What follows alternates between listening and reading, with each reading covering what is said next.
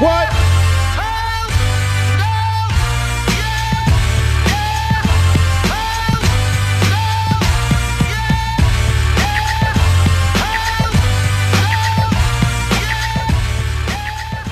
Coach Rose, just the one game this past week. It was the bye week, if you will, and you told me post-game Saturday in San Diego that bye weeks sometimes leave you a little bit unsettled. Yeah, I think every team's different, and going into that week every year, you know, I always think it's a good thing for us because it allows us to, you know, get a little bit of work done with maybe some of the guys that aren't playing as well as they want to play, and. But this week, you know, we tried to bring a couple players back from injury, and that didn't work as well as we had liked it to. And then you know, every guy, if you went down to, you know, probably 8 of our top 10 guys have got something that's bothered them. I mean, and practices just were not. They just didn't feel good. We didn't have the energy was kind of manufactured. The emotion was kind of manufactured, and on Friday after our practice. In San Diego, we addressed it, talked to the guys. Everyone, you know, felt like, you know, we could. And the thing is, the guys are playing. It's not that they're not playing hard. They're playing hard, but the feel of the group. There's something about your individual effort and then how it fits into the other 4 guys that you play with, and that was what I really felt. You know, we didn't really have going with us in practice, and that's kind of how we played.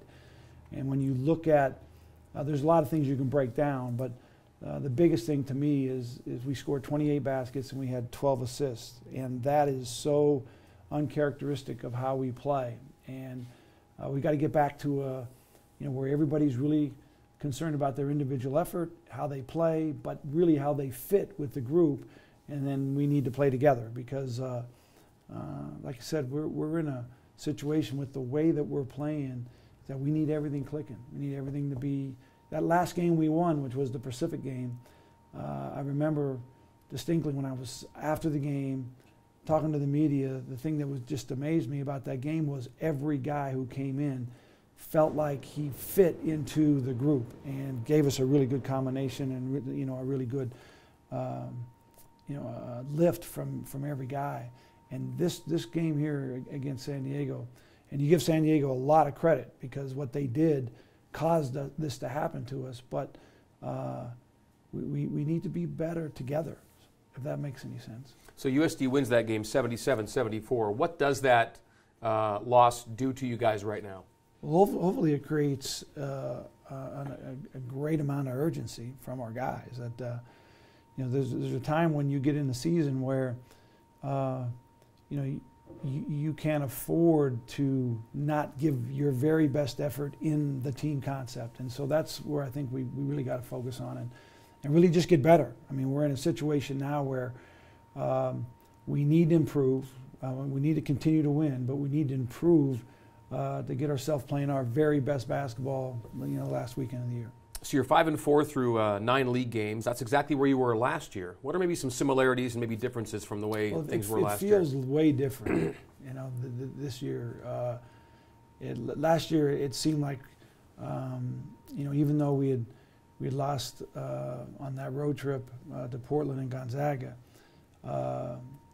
it really did feel like, you know, we were kind of progressing. And with this thing, it feels kind of flat to us right now, and that's going to be our challenge, is to try and get the you know, the emotion, the energy, and all of us playing for the cause, you know, which is you know, to win and to get everybody involved and to play together. It's been an unusual season in a lot of ways. One of the ways is that in every game you've lost, you've been in every one. Sometimes in a season you have a bad night, you get run out. That hasn't happened. You guys are in every game to the final few possessions. They haven't turned out the way you'd like in all instances, but you're right there. And I think that goes to the character of the group. I mean, there's a lot of fight in these guys. I think that there's some real challenges that we have as a team, especially trying to finish out games, close games. You know, when you give up 13, 14 offensive rebounds, 17, 18 offensive rebounds, and the game is really close, those seem to be really, really big possessions where you don't get to stop. You get the miss, but you don't get to stop, and they get to score, or they get to put back they get the rebound, they get to the free throw line. Those are tough things to overcome. And the game the other night, when you go 0 for 6 from the 3-point line, when that is really one of your real strengths. Second half? Second half. In the second half, that's when it's winning time. It's time to win games. And we had a couple really clean looks, really good looks. That could have really helped us in that game. And I know our guys have got all the best intentions in the world because they're playing hard and they're fighting. What we need to do is find a way to make this work together as a group. It's interesting that after this past weekend, you've got more regular season WCC losses than you had Mountain West Conference losses through the entire time there. The WCC has proven to be kind of a tough nut to crack for you guys. Can you kind of contrast what you had to what you have in terms of conference to conference? Well, it's really hard to do because the teams are different. The leagues are so different now too. The Mountain West Conference got 4 or 5 teams in there that wasn't there when we were there. But I think that the coaching staffs are different in that league now.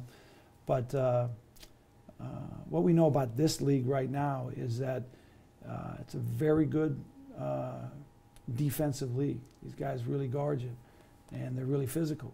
And in the games where we kind of let that get us kind of on our heels, it causes us some real issues. It's hard to create pace in this league, night in and night out. I think if you went back and looked at the Mountain West Conference at that time, there were more teams playing fast than there are now in that league. But there's more teams. Yeah. There were more teams playing fast, I think, in everybody's league. 4 or 5 years ago, everybody's kind of slowed down a little bit. So creating that pace is an issue, and it's something that you have to be committed to every night, and then you have to be good at it. You have to find lots of guys who can help you in that cause. You alluded to it earlier with a number of guys dealing with different ailments. How do you feel about your health situation heading into the backstretch here? Well, I think what's really important for us is that we have to start practicing with some real intensity and some real urgency, because you play like you practice. There's no question. You can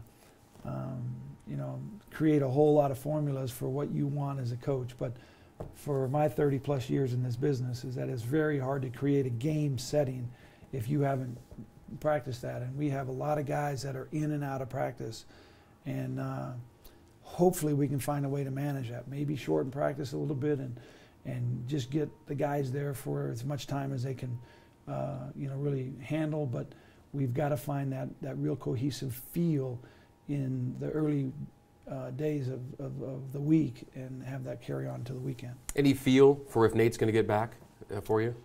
I would probably right now lean towards there's probably a better chance he won't play than he will, but we'll just have to take that as we go. I mean, we got so close to where we thought he was going to, maybe it's next week or maybe it's this week, and then the setback that just lets you know that there's some real issues, but we'll wait and see. Does what happened in the back half last year, you guys went 8-1 in your final league games last year, does that kind of scenario, does it help with this group saying, hey, we've been here before? I don't think so. I think that this group needs to really concentrate on the fact that we've been in every game. You take the losses that we've had, I'd like to play every one of those over again and think we could get them, and that's a real positive thing. But this team needs to go one game at a time. We get ahead of ourselves and think of, okay, let's look at the whole back half of conference. That's probably too much for us right now. Mm-hmm. We got to take one game at a time and deal with it the best we can, and try and maximize what we are really good at every time we go out. Okay, let's go to Twitter for our last couple of questions, and it's hashtag Rose one-on-one for your Twitter questions. Jordan Naylor, kind of a two-part question. The first part, I think I know what the answer is. Second part, I want to hear. How many wins does BYU need to make the NCAA tournament, and what needs to happen to start a winning streak? We need to win the first one and start the winning streak. I mean, that's the most important thing. How many wins, that's all dependent on how many wins everybody else gets. So for us, we talked about this last week, and the first one we let get away. But we talked about we got to win every game we play, got to believe we can win every game we play, and that's how we'll approach it, and hopefully that we can get on a run. Our guys can get a good feel to themselves, and that we can get on a little streak here. Okay, Garth Gagne asks, with back-to-back losses using the new 4-guard lineup, any thoughts to going back to a more traditional lineup with a bigger Met guy, say Elton Nixon at the 4? There have been a lot of thoughts about a lot of things, and the bottom line is trying to, as a coaching staff, try to find the best combination to give our guys the best chance to win, and maybe each night it might be a little bit different. That's something that I've kind of stay away from. I like to kind of start the same guys and get in a rhythm, and with the combinations and kind of the hand that we've been dealt here, it may turn into a matchup situation game to game. Okay, and finally, Jesse Cottom asks, what would be your dream vacation? My dream vacation? Well, I'm kind of a beach resort guy, and we've been to the Caribbean and we've been to the Hawaiian Islands, and those are fun. But my wife really enjoys European travel, and we've been to Italy and a lot of foreign countries. This summer we're looking forward to taking our team. Yeah, this next year you're going to Spain. Yeah. We're going into Barcelona, and then we'll play a couple games and end up in Madrid and fly home. So that'll be fun. But the best vacations are without the team, okay? Because that's actually a vacation.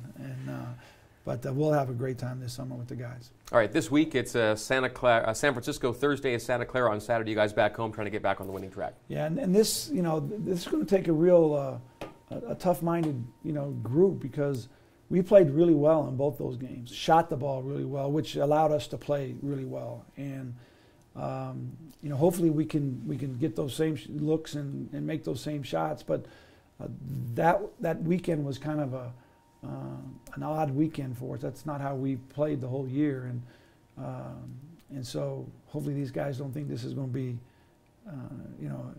an easy weekend because of the results of the last 2 games. And I would hope that the situation that we're in, that urgency is the key for the week. All right, well, Dave, good luck this weekend. We'll see you next week. All right, thanks a lot, Greg.